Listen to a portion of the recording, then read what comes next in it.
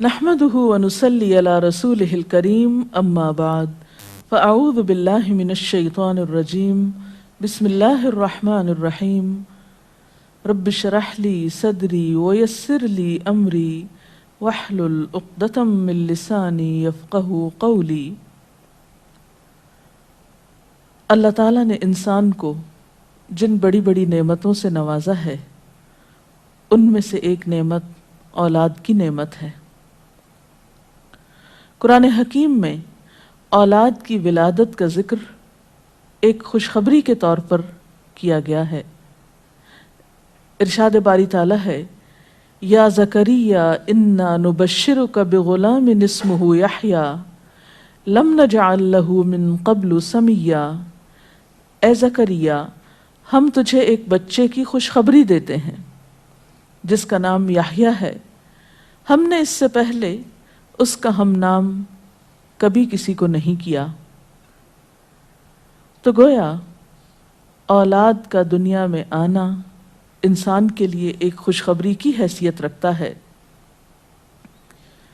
ایک اور جگہ پر اولاد کو دنیاوی زندگی کی رونق اور زینت کہا گیا ہے۔ ارشاد باری تعالیٰ ہے المال والبنون زینت الحیات الدنیا، مال اور بیٹے دنیاوی زندگی کی زینت ہیں۔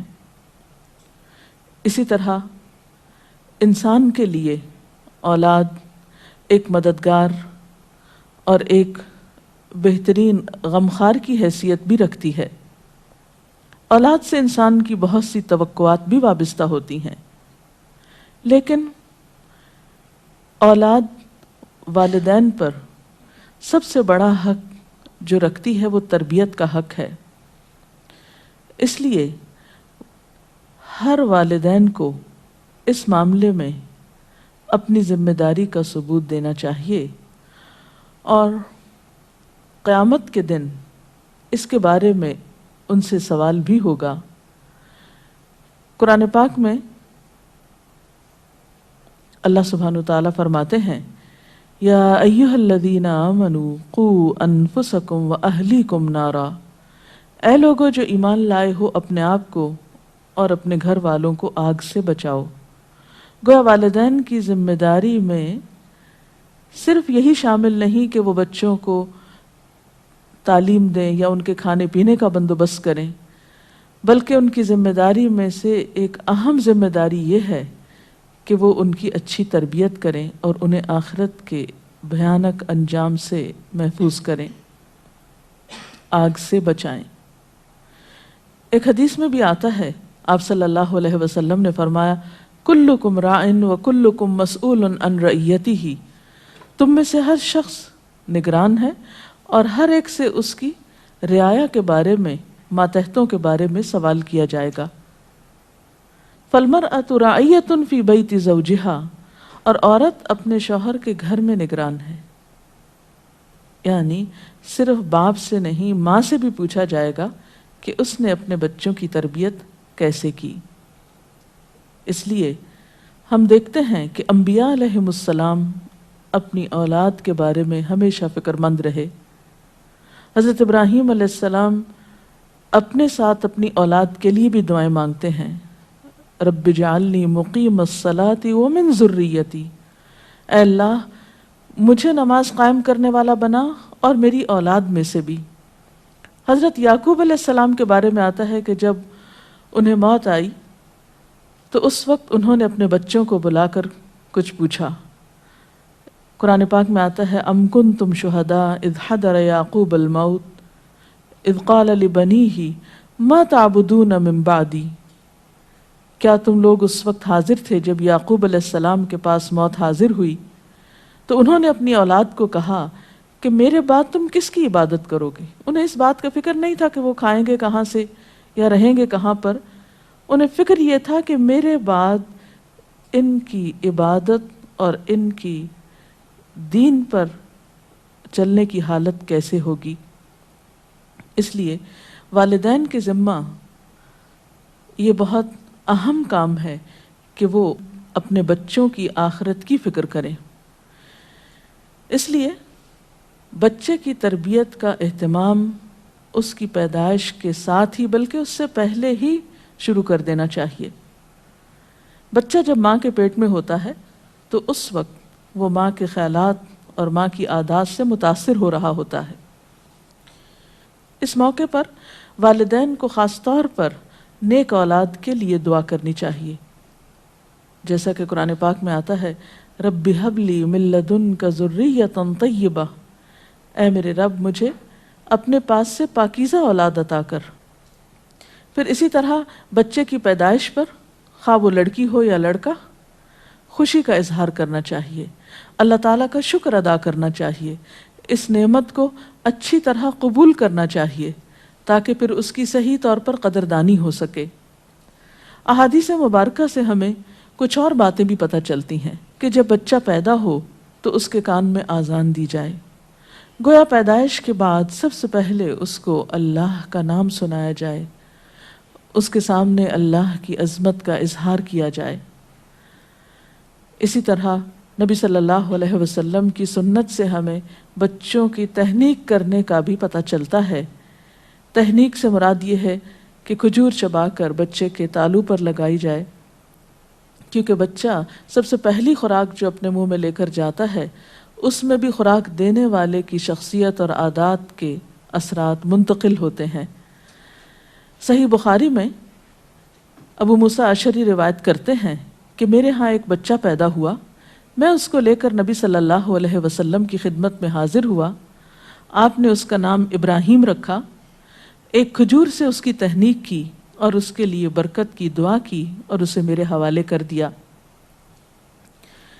پھر اسی طرح بچے کا نام اچھا رکھنا چاہیے، نام ایسا ہو کہ جس کا مطلب بھی اچھا ہو، تاکہ بچہ اپنے آپ کو جب پکارا جانے پر اپنا نام سنے تو وہ اچھے لفظ کو بار بار سنے۔ ایسا نام نہیں رکھنا چاہیے کہ جس کا پروننسیشن، تلفظ یا معنی اچھا نہ ہو۔ اسی طرح نومولود یعنی نئے نوزائیدہ بچے کے بارے میں یہ حکم بھی دیا گیا ہے کہ ان کے ولادت کے 7ویں دن ان کے بال منڈائے جائیں۔ بعض حکماء نے اس کی یا اطباء نے اس کی حکمت یہ بیان کی ہے کہ سر مڑنے سے سر کے مسامات کھلتے ہیں، نگاہ، سماعت اور سونگھنے کی قوت کو فائدہ پہنچتا ہے۔ پھر اسی طرح ان بالوں کو صدقہ کیا جاتا ہے، صدقے کے اپنے فوائد ہوتے ہیں۔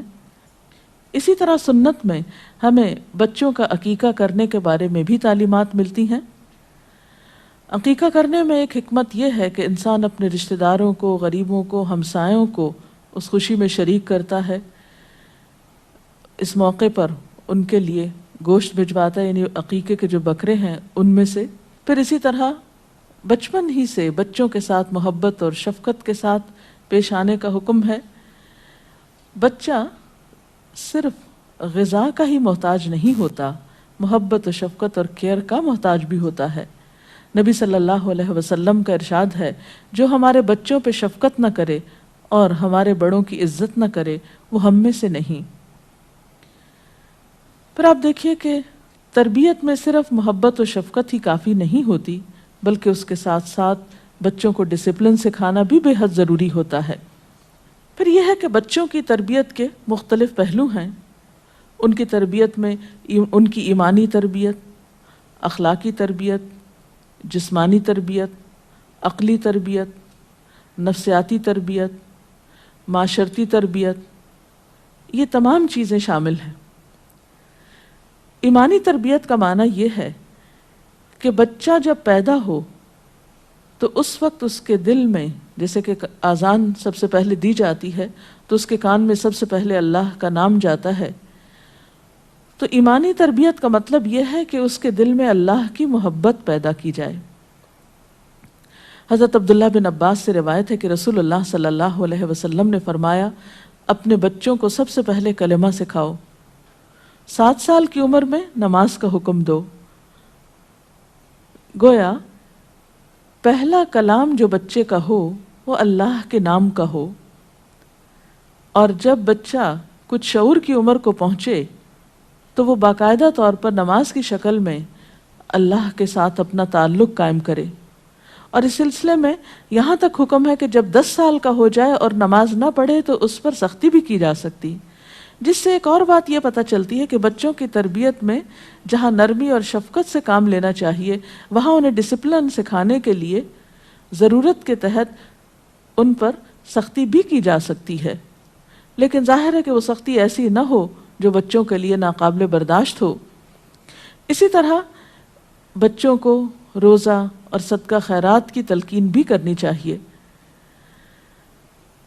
پھر اسی طرح تربیت صرف زبانی عمل نہیں ہے کہ آپ چند چیزوں کا حکم دیتے رہیں یا چند باتیں ان کو بولتے رہیں یا نصیحتوں کے انبار لگاتے رہیں، اس میں گھر کے ماحول کو خوشگوار رکھنے کی بھی ضرورت ہے، اور خصوصی طور پر شوہر اور بیوی کا آپس میں تعلق اچھا ہونا بچوں کی تربیت پر اچھا اثر ڈالتا ہے۔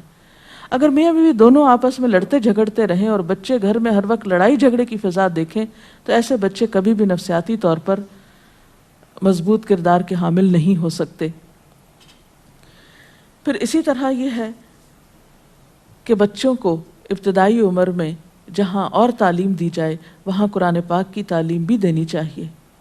بچہ جب پڑھنے لکھنے کے قابل ہو جائے تو اسے قرآن پاک عربی میں پڑھنا سکھانا بھی مسلمان والدین کی ذمہ داری ہے۔ ایک روایت میں آتا ہے، آپ صلی اللہ علیہ وسلم نے فرمایا اپنے بچوں کو 3 باتیں سکھاؤ، نبی صلی اللہ علیہ وسلم کی محبت، اہل بیت کی محبت اور قرآن کریم کی تلاوت۔ اللہ تعالیٰ کی محبت کے بعد نبی صلی اللہ علیہ وسلم کی محبت، صحابہ کرام کی محبت، اہل بیت کی محبت، اور اس کے ساتھ ساتھ پھر بڑوں کی عزت اور دوسرے انسانوں سے محبت اور شفقت کا برتاؤ بھی والدین کی ذمہ داری ہے کہ وہ اپنے بچوں کو سکھائیں۔ اور نہ صرف یہ کہ انسانوں کے ساتھ بلکہ جانوروں کے ساتھ اور ہر ذی روح کے ساتھ شفقت اور ہمدردی کا معاملہ کرنا، اس کی تعلیم دینا بھی والدین کے ذمہ ہے۔ اسی طرح ماحولیات کا خیال رکھنا، یعنی اپنے ماحول کو صاف ستھرا رکھنا، یہ ذمہ داری بھی والدین پر آتی ہے کہ وہ بچپن سے ہی بچوں کو اس طرف متوجہ کریں۔ پھر اسی طرح اخلاقی تربیت کا خیال رکھنا، پھر اسی طرح ان کی جسمانی تربیت کا خیال رکھنا۔ ماں کو خاص طور پر قرآن پاک میں حکم دیا گیا کہ وہ بچے کو بچپن میں دودھ پلائے۔ پھر اسی طرح بچوں کے اوپر ان کی تعلیم و تربیت پر خرچ کرنا، اور اس کے علاوہ ان کی عقلی تربیت کرنا بھی والدین کی ذمہ داری ہے۔ دینی تعلیم کے ساتھ ساتھ دنیاوی تعلیم سکھانا بھی مسلمان والدین پر ایک فرض ہے، ایک قرض ہے۔ لہٰذا والدین اپنے بچوں کے معاملے میں اس ذمہ داری کو ادا کرنے کی طرف بھرپور توجہ دیں تاکہ ایک بہترین خاندان، بہترین معاشرہ، بہترین امت وجود میں آئے۔ بچوں کی تربیت کے سلسلے میں اگر مزید کچھ سوالات آپ کے ذہن میں ہو تو آپ کر سکتے ہیں۔ السلام علیکم۔ میرا یہ سوال ہے کہ اس تمام تربیت کے باوجود آج کل ماحول اس طرح کا ہے کہ وہ بہت زیادہ اثر انداز ہوتا ہے بچوں پر، تو اس سلسلے میں کیا کیا جائے؟ اس میں یہ کہ والدین کی یہ ذمہ داری بھی ہے کہ وہ بچوں کی کمپنی پر، ماحول پر نظر رکھیں۔ عموماً بچپن میں بچوں کا زیادہ وقت والدین کے ساتھ گزرتا ہے، اور جو بڑے ہوتے جاتے ہیں پھر دور ہوتے جاتے ہیں اور باہر کا ماحول ان پر زیادہ اثر انداز ہوتا ہے۔ تو اس سلسلے میں بچوں کو اچھی کمپنی دینا بھی والدین کی ذمہ داری ہے۔ پھر جو کچھ وہ باہر کے ماحول سے اپنے اوپر اثرات لے کر آتے ہیں، گھر میں آ کر ان اثرات کی اصلاح ضروری ہے۔ بالکل ایسے ہی ہے جیسے بچہ گھر سے باہر کھیلنے کے لیے جاتا ہے تو اس پر کچھ میل کچیل آ جاتی ہے، جب بچہ واپس گھر میں آتا ہے تو ماں کیا کہتی ہے کہ بچے ہاتھ دھو لو، منہ دھو لو، نہانے کی ضرورت ہو تو نہلاتی ہے اس کو، اس کے سارے میل کچیل صاف کرتی ہے، اس کو کھلاتی پلاتی ہے۔ تو بالکل اسی طرح جب بچہ اخلاقی طور پر، روحانی طور پر کچھ ایسی پولوشن ساتھ لے کر گھر آتا ہے تو ماں اور باپ دونوں کی ذمہ داری بنتی ہے کہ اس کی صفائی ستھرائی کا بھی اہتمام کریں، اور یہ اسی صورت میں ممکن ہو سکتا ہے جب دونوں کے درمیان باہم کمیونیکیشن ہو، باہم تعلقات اچھے ہوں اور وہ ایک دوسرے کے قریب ہوں۔ آپ نے بچوں کی ایمانی تربیت کے سلسلے میں بات کی، تو اس میں یہ ہے کہ اسلام کے جو کانسیپٹس ہیں، جنت، دوزخ، فرشتے اور جن اور یہ اکثر لوگ کہتے ہیں کہ اس طرح کی ڈرانے والی باتیں بچوں کے ساتھ نہیں کرنی چاہیے، دوزخ کی بات نہیں بتانی چاہیے، یہ کس حد تک درست ہے؟ اب دیکھیے کہ عموماً ہم بچوں کے بارے میں انڈر اسٹیمیٹ کرتے ہیں کہ وہ بچے ہیں، ان کو یہ نہیں بتایا جائے، ان کو وہ نہیں بتایا جائے. میں سمجھتی ہوں کہ اعتدال میں رہ کر تدریج کے ساتھ آہستہ آہستہ اسٹیپ بائی اسٹیپ وہ تمام باتیں بچوں کو بتائی جائیں جو زندگی کی حقیقت ہے اور جو ایک انسان کو اس دنیا میں آئندہ پیش آنے والی ہیں، اور پھر اس زندگی کے بعد جو اگلی زندگی ہے، آخرت کی زندگی، اس میں اس کے سامنے آنے والی. حقائق کو کبھی نہیں چھپائیں، جھوٹ نہیں بولیں، لیکن ضرورت کے مطابق ان کی سمجھ اور عقل کے مطابق ان سے گفتگو کریں. اور جو وہ بڑے ہوتے جائیں، جتنی بات سمجھتے جائیں، اسی اعتبار سے آپ ان کو بیلنسڈ تعلیم دیں. اگر جنت کا ذکر کریں تو دوزخ کا بھی ذکر کریں، لیکن یہ نہیں کہ ہر بات میں دوزخ سے ہی ڈراتے رہیں یا اللہ تعالیٰ سے ڈرائیں. نہیں، اعتدال کے ساتھ دونوں رخ دکھائیں، خوشخبری کا پہلو بھی اور انذار کا پہلو بھی. السلام علیکم. وعلیکم السلام. جیسا کہ بچے کی تعلیم و تربیت میں اسلامک تعلیم و تربیت کی بہت اہمیت ہے، تو میرا سوال یہ ہے کہ ہم اس چیز کو کیسے مینج کریں بچے کی عمر میں کہ اس کو دنیاوی تعلیم کے ساتھ ساتھ حفظ قرآن اور دوسرے اسلامک علوم دیں، کیونکہ بچے کی عمر جو کہ حفظ القرآن کے لیے بہترین بتائی جاتی ہے، وہی عمر ہے جہاں پہ اس کو اسکول کی تعلیمات کے لیے بیس بنانے کی ضرورت ہوتی ہے. تو اس کی ایج کو ہم کیسے مینج کریں؟ اس سلسلے میں پھر ڈپینڈ کرتا ہے کہ بچے کی اپنی صلاحیت کیا ہے. بعض بچے ان دونوں چیزوں کو ساتھ ساتھ سیکھ سکتے ہیں. بعض بچے آپ یہ بھی کر سکتے ہیں کہ پہلے ان کو ایک چیز سکھائیں، پھر اس کے بعد دوسری کی طرف متوجہ کریں. مثلاً بہت ابتدائی عمر میں آپ ان کو کچھ لکھنا پڑھنا سکھائیں، پھر اس کے بعد حفظ قرآن کی طرف لگائیں، پھر پلٹ کر دوبارہ لکھنے پڑھنے کی طرف زیادہ توجہ دلائیں. یہ ڈپینڈ کرتا ہے، اس میں کوئی ایک ہارڈ اینڈ فاسٹ رول نہیں بتایا جا سکتا کہ لازمی طور پر ایک خاص اسکیجول ہی کو فالو کیا جائے. یہ ہر بچے کی اپنی نیچر، اس کی سمجھ اور ماحول اور حالات کے مطابق ہی آپ فیصلہ کر سکتے ہیں. لیکن یہ ہے کہ بہت چھوٹے بچوں کو قرآن پاک حفظ کرنے کی طرف نہیں لگانا چاہیے، کیونکہ ان پر ایک بہت زیادہ بوجھ ہو جاتا ہے. مثلا اگر 4 سال کی عمر میں آپ بچے کو کچھ پڑھنا لکھنا سکھانا شروع کرتے ہیں، اسٹوری ٹیلنگ شروع کرتے ہیں، تو اس سے ایک تربیت کا باقاعدہ فارمل انداز میں آغاز ہو جاتا ہے. پھر اس کے بعد آپ آہستہ آہستہ اس کو جب وہ ریڈنگ اینڈ رائٹنگ کی بنیادی اسکل سیکھ لیتا ہے تو پھر آپ حفظ کی طرف بھی لگا سکتے ہیں. بلکہ بہت دفعہ یہ دیکھا گیا کہ حفظ کرنے کے بعد بچے کا ذہن بہت کھل جاتا ہے اور باقی علوم پھر اس کے لیے سیکھنا اور پڑھنا کچھ زیادہ مشکل نہیں رہتا. کیا صرف بچے کو حفظ کروانے سے اس کی تربیت کمپلیٹ ہو جاتی ہے؟ نہیں، حفظ تو ایک اضافی چیز ہے. تربیت صرف حفظ قرآن سے نہیں ہوگی جب تک قرآن پاک کی روح اور اس کی سمجھ اس کے اندر نہیں ہوگی. لیکن ہر چیز کے لینے کا ایک وقت ہے. کہتے ہیں کہ بچپن میں جو چیز یاد کر لی جائے، حافظے میں محفوظ کر لی جائے، وہ بڑے ہو کر زیادہ پختہ رہتی ہے. اس لیے ہم اپنی تاریخ میں دیکھتے ہیں کہ مسلمانوں کے ہاں یہ ایک عمومی رجحان رہا ہے کہ بچپن میں پہلے بچوں کو حفظ قرآن کی طرف لگایا جاتا ہے، پھر اس کے بعد باقی علوم کی طرف. تو حفظ اپنی جگہ ہے اور باقی تعلیم و تربیت اپنی جگہ، دونوں ہی مناسب موقع اور وقت کے ساتھ ساتھ بچے کو دی جانی چاہیے. السلام علیکم. اچھی کمیونیکیشن کی وضاحت فرما دیں، کیونکہ اس سے مراد یہ سمجھا جاتا ہے کہ دوستانہ رویہ، تو اس سے بچے بہت زیادہ فرینک بھی ہو جاتے ہیں والدین سے، پھر ایک ادب اور احترام کے لیول سے تھوڑا اتر جاتے ہیں. اس سلسلے میں یہ کہا جاتا ہے کہ پہلے 7 سال بچے پہ نرمی کرو، اگلے 7 سال بچے کو نظم و ضبط سکھاؤ، اور اگلے 7 سال بچوں سے دوستی کرو، اور پھر اس کے بعد ان کو آزاد کر دو. تو یہ ہے کہ جب بچہ بہت چھوٹا ہو تو معاملے میں نرمی زیادہ ہونی چاہیے، جب درمیانی عمر کو پہنچے تو پھر سختی بھی کر سکتے ہیں آپ، اور پھر جب وہ ٹین ایج کو پہنچ جائے اور میچورٹی کی عمر کی طرف چل پڑے تو پھر اس وقت اس کے ساتھ اسی طرح کا معاملہ کیا جائے. تو یہ مختلف عمر کے حصوں میں مختلف طریقے آپ اختیار کریں گے. ہمیشہ ایک ہی چیز کام نہیں کرتی، کیونکہ انسانی نفسیات بہت مختلف طرح کی چیز ہے، اور اس معاملے میں حکمت سے کام لینا چاہیے تاکہ بے جان نرمی اور ناجائز سختی بچے کی تربیت میں خلل نہ ڈالے اور اس کے اندر بگاڑ نہ لائے۔ اللہ تعالیٰ سے دعا ہے کہ ہمیں بہترین عمل کی توفیق عطا فرمائے۔ اس کے ساتھ ہی آج کے پروگرام کا وقت ختم ہوتا ہے، اجازت چاہتے ہیں۔ السلام علیکم ورحمۃ اللہ وبرکاتہ۔